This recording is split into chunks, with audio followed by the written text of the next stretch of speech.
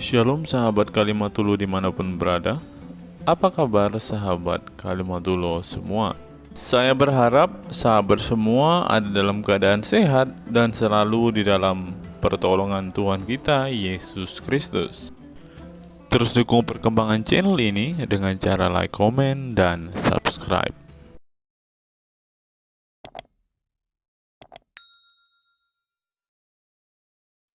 Sebelum kita masuk dan fokus membahas video kita hari ini, teman-teman, kita dengarkan kesaksian pujian dari Bang Kay dulu ya, teman-teman. Ho dan zarodai sin start. Kasih itu lemah lembut, sabar sederhana. Oh alangkah indahnya, oh alangkah eloknya, bila saudara seiman hidup dalam, langsung banyak yang nyambung. Pada kesempatan ini teman-teman, kita akan menyimak sebuah diskusi lintas agama antara seorang muda yang mengaku sudah belajar Islam selama 8 tahun dan ia berhadapan dengan seorang ustadz yang kecerdasannya menurut saudara-saudara muslim kita di atas rata-rata, teman-teman. Mari kita melihat perdebatan ini. Dan silahkan teman-teman meninggalkan komentar waras teman-teman di kolom komentar video ini, agar setiap orang yang membaca komentar teman-teman diberkati, bahkan menjadi lebih waras lagi dan segera meninggalkan agama yang tidak masuk akal ini. Salah satu contoh yang tidak masuk akal di dalam agama saudara-saudara kita adalah di mana surga mereka itu sungguh-sungguh menjijikkan, teman-teman. Mengapa menjijikkan? Karena di dalam surga mereka hanya memuaskan hawa nafsu. Di dalam surga mereka hanya bergonta-ganti pasangan, teman-teman. Seperti yang diucapkan Ustadz yang satu ini. Dan kenikmatan terbesar yang diberikan Allah Subhanahu wa Ta'ala di surga adalah pesta seks. Kenapa? Karena ini yang disuruh tahan di dunia oleh laki-laki. Nah, itulah salah satu ajaran yang tidak bisa masuk di akal saya secara pribadi, teman-teman. Kita langsung saja masuk ke fokus video kita hari ini. Mari kita saksikan bersama-sama dan kiranya video ini dapat memberkati kita semua dan menambah banyak ilmu serta informasi untuk kita gunakan untuk membantah setiap tuduhan-tuduhan para polemikus Islam. Selamat menyaksikan. Menurut saya Madia harus masuk Kristen. Saya kasih tahu sama Madia ya. Menurut Al-Qur'an, Isa, yang menurut Al-Qur'an Isa berkata di dalam surat As-Saff ayat ke-6, kalau bisa admin membukakan ayatnya ya biar lebih jelas. Di dalam As-Saff ayat ke-6, ya dibukakan As-Saff ayat ke-6 ya. Ini biar ngerti. Isa berkata kepada Bani Israel, ya Bani Israel, ya, sesungguhnya aku ini adalah seorang rasul, seorang utusan kepadamu untuk yang membenarkan kitab sebelumku yang Taurat dan memberikan kabar gembira kepadamu tentang seorang nabi setelahku namanya Ahmad. Ya, saya tanya sama antum, pertanyaan saya sama antum. Isa berkata kepada Isa ini bangsa apa? Saya tanya sama antum. Bangsa Yahudi. Oh, bangsa Israel ya? Iya. Oke, Isa berkata kepada Bani Israel, akan datang nanti seorang nabi yang bernama Ahmad. Betul atau tidak? Betul. Terus? Betul. Nah, saya tanya sama antum. Ada nggak rasul yang diutus tidak berdasarkan bahasa kaumnya? Tidak ada, harus bahasa kaumnya. Tidak ada. Oke, saya tanya sama antum. Ahmad orang mana? Ahmad orang Arab. Nah, kenapa Isa berkata kepada Bani Israel akan datang seorang nabi, ternyata nabi ini ternyata orang Arab. Padahal di dalam Ibrahim ayat ke-4, kami tidak mengutus seorang rasul pun kecuali berdasarkan bahasa kaumnya. Bagaimana antum masih percaya? Bagaimana antum masih Islam sampai sekarang? Gini, jadi pertanyaannya apakah nggak boleh Isa atau Yesus itu berkata seperti itu untuk menubuatkan bangsa yang lain? Apa nggak boleh? Karena dalam posisi ini kan apa nggak boleh gitu loh, dalam posisi ini. Coba aku dengar dulu. Apa nggak boleh? Apa ada larangannya? Karena Isa mengatakan akan datang nabi setelahku yang bernama Ahmad. Dikatakan itu kepada Bani Israel. Pertanyaan saya kepada antum, Ahmad ini untuk Bani Israel atau tidak? Kan kenubuatan, kawan. Bukan, Kenubuatan saya itu tanya sama dalam antum. Saya tanya sama antum. Fungsi dari Isa mengatakan kepada Bani Israel, akan datang seorang nabi setelahku namanya Ahmad. Fungsinya apa? Saya tanya sama antum. fungsinya untuk menjelaskan informasi akan kedatangan di masa yang akan datang. Oke, informasi akan kedatangan bahwa akan datang nabi nanti seorang nabi yang bernama Ahmad. Saya tanya sama antum, Ahmad untuk Bani Israel atau tidak? Ahmad tidak untuk Bani Israel karena di ayat ini Kalau pun tidak bukan untuk Bani Israel, untuk apa itu diomongin sama Bani Israel? berarti untuk memberikan informasi kepada Bani Israel sehingga orang Bani Israel itu harus beriman kepada Nabi Muhammad. Dan ini terbukti loh Bang Edis, ribuan Oke, juta coba tolong admin tunjukkan surat Ibrahim ayat yang keempat. Ini biar diskusi kita berdasar, biar kita nggak jadi omong kosong. Ya, silakan. Ibrahim ayat yang keempat dibukakan. Saya minta sama teman-temanku semua ya. Saya ini 8 tahun loh mendalami Quran. Saya habis-habisan loh. Saya habis-habisan saya mempelajari Quran itu dengan bercucurkan tenaga keringat saya mempelajari Quran. Saya nggak main-main, gitu loh. Ibrahim ayat berapa ini? Oke. Di Ibrahim ayat keempat. Oke. Coba dibuka Ibrahim ayat keempat di situ. Ya itu sudah. Ya, di situ dikatakan, ya kecil sekali tulisannya. Ya, dan kami tidak mengutus seorang rasul pun melainkan dengan bahasa kaumnya agar dia dapat memberi penjelasan kepada mereka. Saya tanya sama antum, ada tidak seorang rasul yang diutus kepada seseorang yang bukan berdasarkan bahasa kaumnya menurut ayat ini? Tidak ada. Tidak ada. Saya tanya sama antum. Kalau begitu Muhammad untuk orang Arab atau untuk orang non-Arab? Muhammad untuk orang Arab pada saat itu. Untuk orang Indonesia bukan? Nabi Muhammad bukan untuk orang Indonesia, tetapi Nabi Muhammad rahmatan lil alamin di dalam Al-Quran, maka bukan hanya untuk orang Indonesia, tapi keseluruhan. Ini saya bilang antum standar ganda, antum standar ganda di sini. Di dalam Ibrahim ayat 4 dikatakan tidak diutus satu orang pun tidak pernah diutus seorang rasul kecuali berdasarkan bahasa kaumnya. Muhammad yang orang Arab, kalau antum yakini Muhammad orang Arab, saya tidak percaya kalau Muhammad orang Arab, tapi antum percaya demikian, nggak apa-apa, ya. Muhammad dikatakan di sini diutus kepada Bani Israel atau orang Arab?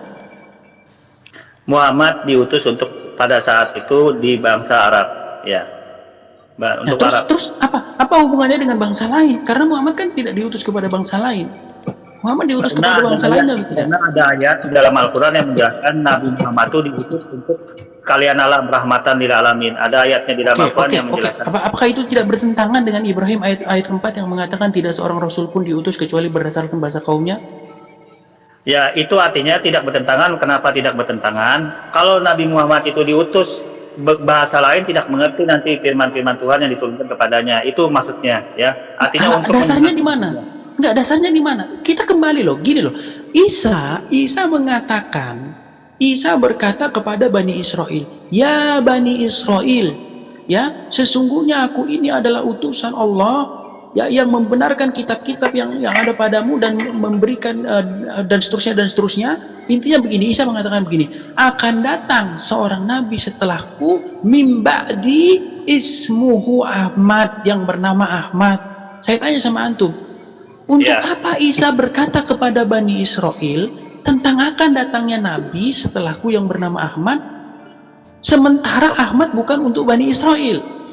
Oke, saya jelasin dulu ya. Pemahamannya begini. Silakan. Pemahaman Islam yang sebenarnya bukan terfokus kepada Bani Israel, ya. Ajaran Islam itu fokusnya kepada ajaran Ibrahim yang Hanif. Nah, Ibrahim yang Hanif ini kan dalam posisi menurunkan kedua tokoh, ya, yaitu kepada Nabi Musa, Nabi Ishak dan Nabi Ismail. Nah, pemahaman di sini makanya berkorelasi dalam ayat yang tadi Bang Edis sampaikan itu, korelasi kebenarannya di situ. Jadi tidak terfokus kepada Yahudi, karena fokus Islam itu kepada milah Ibrahim, ya, seperti itu Bang Edis. Jadi apapun alasannya yang dikorelasikan, saya harus ulang. Enggak, antum saya tidak tahu apakah antum berpura-pura tidak paham atau antum belum paham. Saya minta gini, kita dalam diskusi supaya diskusi kita ini tidak sia-sia begitu, ya. Ya, kita jujur lah sama diri sendiri. Antum jujur, saya jujur, semua di sini jujur, pendengar jujur. Kita mau mencari kebenaran. Saya tanya sama antum, Isa adalah Bani Israel, sepakat di dalam Quran, menurut Quran. Iya. Oke, Isa berkata kepada Bani Israel apa berkata kepada Bani Arab? Untuk Bani Arab. Enggak. Oh, enggak. Isa di dalam As-Saff ayat ke-6, Isa berkata kepada Bani Israel atau kepada orang Sumedang? Isa mengucapkan ya Bani Israel itu kepada Bani Israel atau kepada orang Sumedang? Atau kepada orang Sumedang? Kepada, maksudnya udah paham, kita langsung fokus saja Bang Edis, karena dalam posisi ini Di Bang dalam Edis, ya. oke, coba admin ditampilkan dulu ya. Ditampilkan dulu As-Saff ayat yang ke-6. Ya, di situ dikatakan Isa berkata kepada Bani Israel, akan datang nanti seorang rasul setelahku namanya Ahmad. Saya tanya sama antum, Isa berkata ini kepada siapa? Yang Isa berkata kepada itu informasi saja di Al-Quran tentang kenubuatan. Seperti itu saja maksudnya. Saya bukan tanya informasinya. Oke, antum percaya ini fakta sejarah? Isa pernah berkata begini, ini adalah fakta sejarah? Itu bukan fakta sejarah, itu informasi Allah Subhanahu wa taala menjelaskan di dalam. Berarti bukan fakta sejarah. Kok nggak Itu ditampilkan? harus dibuktikan. Fakta sejarah itu harus dibuktikan apa yang disampaikan Al-Quran benar tidaknya, nanti tinggal kita. Enggak, kita nggak bicara benar tidaknya. Itu kita susah. Kita kembali hati masing. Yang saya tanyakan sama antum percaya bahwa Isa dulu pernah berkata demikian kepada Bani Israel bahwa akan datang Nabi setelahku bernama Ahmad? Nah, itu informasi sesuai Al-Quran benar. Oke, berarti antum percaya bahwa itu adalah peristiwa sejarah yang pernah terjadi. Isa berkata demikian kepada Bani Israel, betul ya? Kalau peristiwa sejarah itu harus dibuktikan kembali, karena ini yang berkata Allah. Enggak, kita bukan membuktikan, kita ngambil silogisme aja, silogisme dari kalimat ini, ya. Tadi di situ Isa mengatakan kepada Bani Israel, akan datang Nabi setelahku bernama Ahmad. Tetapi ternyata Ahmad ini bukan Bani Israel. Ternyata Ahmad ini, kalian kan mengatakan Ahmad ini orang Arab, Ahmad Ali atau Muhammad kan gitu. Nah, Ahmad adalah dari orang Quraisy, bukan Bani Israel ya, Arab ya, Muhammad ya. Nah, sedangkan Ibrahim ayat yang keempat dikatakan, di dalam Ibrahim ayat yang keempat berkata, tidak diutus satu orang pun, satu rasul pun tidak pernah diutus kecuali berdasarkan bahasa kaumnya. Saya tanya sama antum, untuk apa Isa ngomong kepada Bani Israel? Untuk apa Isa ngomong kepada Bani Israel? Akan datang Nabi setelahku bernama Ahmad. Ternyata Ahmad bukan dari Bani Israel, bukan dari kaumnya Bani Israel. Oke. Apa tujuannya? Tujuannya untuk dalam posisi ini membenarkan ajaran Islam, itu yang pertama. Posisinya pada saat itu seperti itu, memberikan informasi akan datangnya Nabi Muhammad. Dan ini terbukti, ini fakta yang nggak bisa dibantah sejarah. Orang Yahudi ke Arab, berbondong-bondong tinggal di Arab, jutaan orang Yahudi tinggal di Arab, maka terbuatlah perjanjian pada saat itu orang Arab dengan Nabi Muhammad, perjanjian Hudaybiyah, perjanjian Piagam Madinah. Kita nggak ke situ dulu. Yang saya tanya sama antum, begini Madia. Isa dan Bani Israel berbahasa Arab atau tidak? Isa dan Bani Israel berbahasa apa? Tidak? Oke, berbahasa apa mereka? Ya tergantung, pada saat itu kan macam-macam bahasa, ada bahasa Ibrani. Makanya saya tanya sama antum. Isa dan Bani Israel, ketika Isa mengatakan, wahai Bani Israel, akan datang setelahku Nabi ismuhu Ahmad. Saya tanya sama antum, ketika Isa mengatakan itu kepada Bani Israel, Isa dan Bani Israel berbahasa apa di situ? Iya, tentunya bahasa sehari-hari Yesus dong. Apa bahasanya?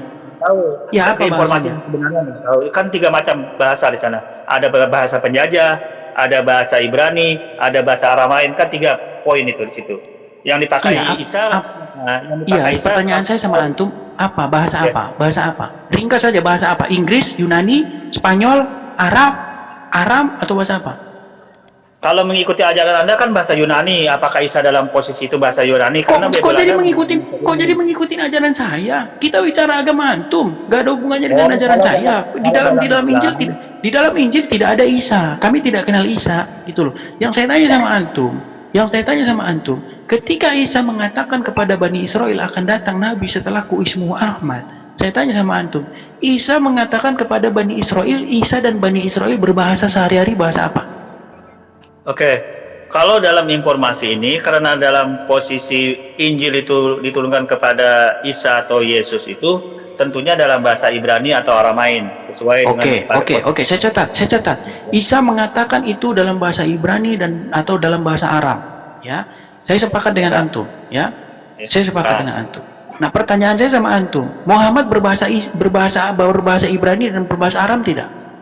Oh tidak, Nabi Muhammad bahasa Arab. Nah, sekarang Muhammad bukan berbahasa Aram, bukan berbahasa Ibrani.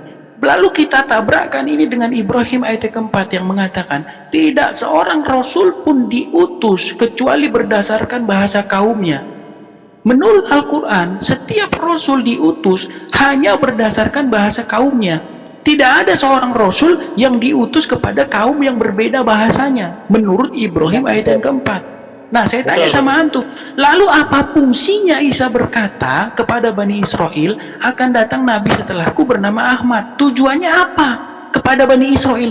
Maksud saya benefit atau untungnya kepada Bani Israel itu apa? Sedangkan Bani Israel tidak berbahasa Muhammad. Jadi maksud dalam Al-Quran ini posisinya bukan seperti yang Bang Edis pahami, tetapi maksudnya di sini adalah kenubuatan yang bakal terjadi nanti. Pada saat itu akan datang seorang nabi dari Arab, ya. Kemudian informasi ayat yang Al-Quran ini ternyata di sebagian orang Yahudi percaya. Makanya orang Yahudi berbondong-bondong ke tanah Arab mendatangi tempat kediaman Nabi. Makanya dalam posisi ini Anda bisa lihat fakta sejarah yang menjelaskan orang Yahudi berada di Madinah. Itu mereka mencari kenubuatan ini. Apa benar Nabi itu ada di Mekah dan Madinah ini, dan ternyata orang Yahudi sampai ribu tahun loh. Tadi di sana dibuatlah perjanjian Piagam Madinah untuk menstabilkan posisi orang Yahudi dengan orang Islam yang hidup di Madinah pada saat itu, kaum Ansor dan kaum Muhajirin. Jadi informasi ayat Al-Quran ini kenubuatan saja. Masalah orang Yahudi, bahasa Israel, bahasa ini tidak ada korelasi. Berarti antum menggunakan standar ganda kalau begini. Yang saya tanyakan sama antum, gini aja, Muhammad untuk Bani Israel atau tidak? Muhammad tidak untuk Bani Israel. Nah, kalau Muhammad bukan untuk Bani Israel, terus apa lagi? Terus di mana? Kita mau ngomongin apa lagi? Nah, teman-teman sudah mendengar sendiri kan bagaimana kualitas orang yang dianggap sebagai seorang yang berpendidikan, teman-teman, menurut saudara-saudara muslim kita. Ternyata ia pun bisa dikatakan tidak paham sama sekali dengan isi kitabnya, teman-teman. Bahkan ia mungkin merasa kok banyak sekali ya kontradiksi di kitab saya ini, dan akhirnya dia tidak bisa menjawab, teman-teman.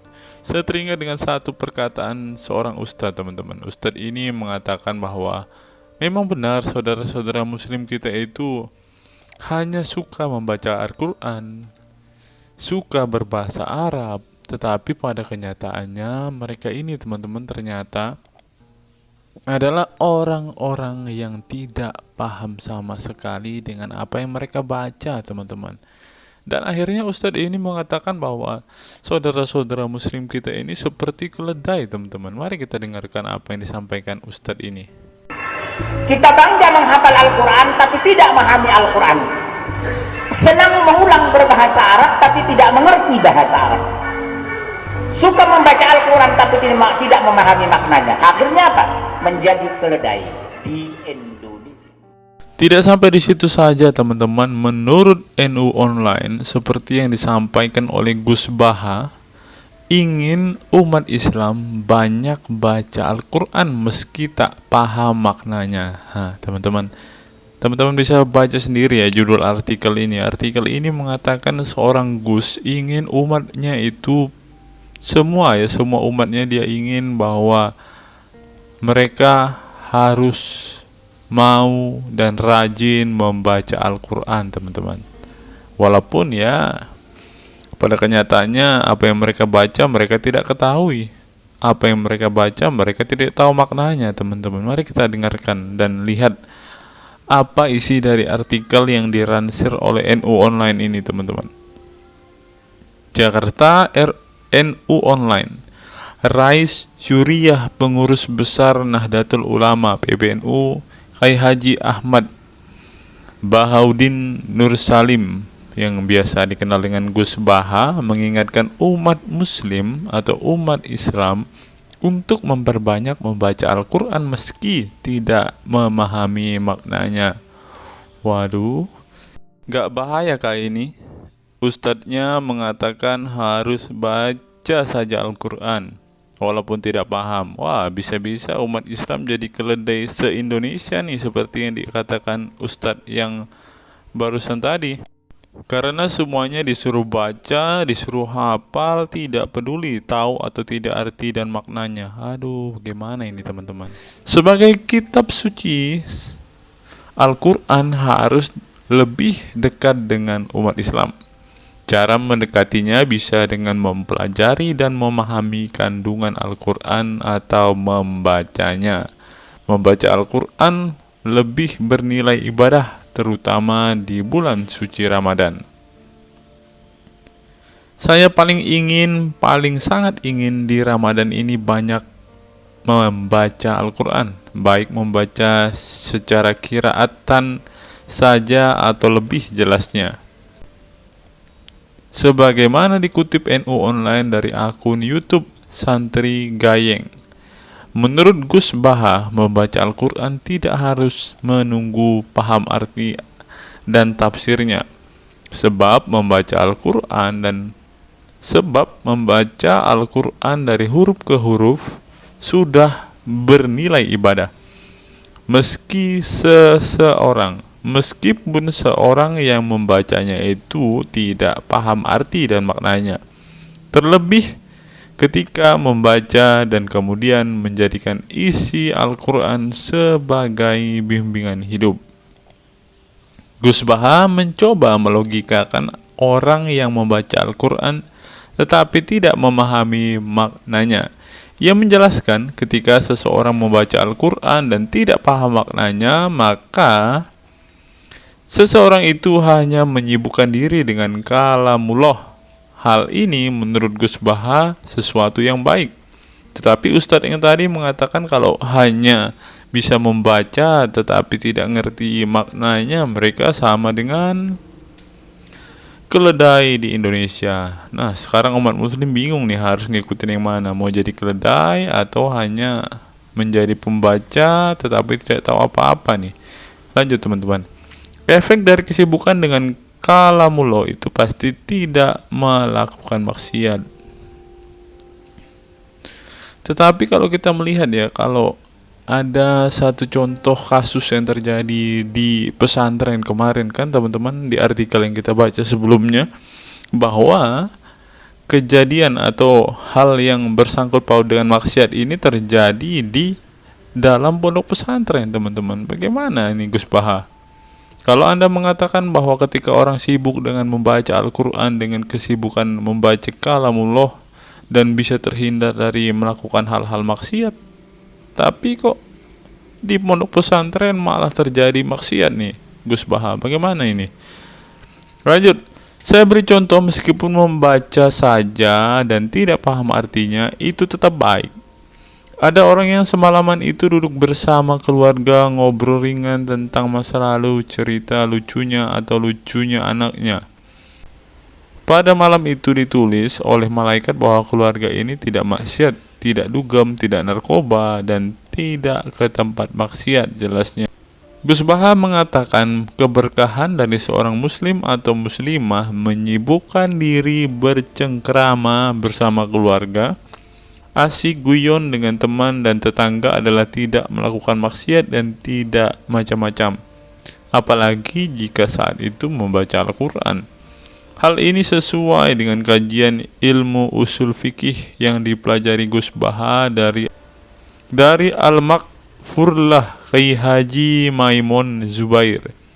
Dia menegaskan bahwa di antara kebaikan agama Islam adalah meninggalkan itu adalah pekerjaan yang tidak butuh modal. Gus Baha menjelaskan, Apabila seseorang ingin mendapat pahala sholat, maka harus sholat. Kalau ingin mendapat pahala haji, maka harus haji. Namun ada kebaikan yang tidak perlu modal, yaitu meninggalkan kemungkaran. Caranya cukup meninggalkan hal-hal yang dilarang Allah. Cara meninggalkan kemungkaran bisa dengan bercengkrama dengan keluarga, baca Al-Quran, bercanda dengan teman, dan hal positif lainnya. Sehingga kalau ada orang yang tanya, kenapa baca Al-Quran meskipun tidak paham itu dapat pahala? Satu, karena itu kalamullah. Kedua, sebagai kebaikan itu adalah meninggalkan kemaksiatan. Meninggalkan itu bisa dilakukan dengan hal-hal mudah. Ini pentingnya ngaji. Saya ngaji usul fikih dengan Kai Haji Maemun, abahnya Gus Yasin, katanya. Gus Baha mengaku sejak kecil ia sudah terbiasa membaca dan mempelajari Al-Quran, bahkan hingga saat ini. Kebiasaan Gus Baha mempelajari Al-Quran yang berlangsung puluhan tahun ini membuatnya memiliki kecintaan yang mendalam dengan kitab suci yang diturunkan kepada Nabi Muhammad itu. Ia juga membaca banyak literatur klasik maupun modern untuk memahami Al-Quran. Kemudian melakukan diskusi dengan banyak pakar Al-Quran dari berbagai daerah dan negara tentang berbagai tema. Tetapi syukur-syukur bacanya Al-Quran itu paham. Artinya paham sesuai dengan kapasitas masing-masing. Saya mulai kecil hingga sekarang masih ngaji Al-Quran, masih belajar, juga masih terus mencari ilmu. Ucap pengasuh pondok pesantren Tahfidzul Quran LP3 IA Rembang, Jawa Tengah itu. Nah teman-teman, setelah mendengarkan apa yang dikatakan Ustadz Munzir Situmorang dan juga Gus Baha ini, taulah kita sekarang mengapa ketika ada debater Islam yang berdebat dengan saudara-saudara apologet Kristen kita, mereka tidak paham sama sekali dengan Quran mereka, dengan hadis mereka, karena ya seperti ini teman-teman.